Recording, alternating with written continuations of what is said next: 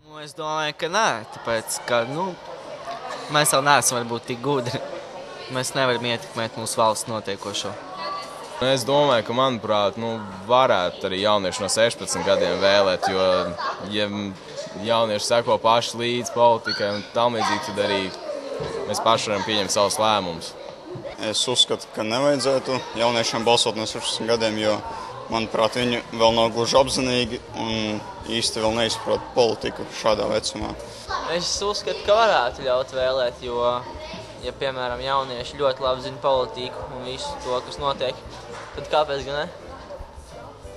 Es domāju, ka nevajag ļaut, jo jaunieši tajā vecumā vēl ir viegli ietekmējami. Kas notiks, ja 16-gadīgie dosies vēlēt Saeimu un nonāks kādu ekstrēmistu uzskatu varā? Kas notiks kaut kas šausmīgs? Lai arī varbūt uzreiz es tā neslēgtos atbalstīt šobrīd un teikt, ka tas noteikti būtu jāizdara.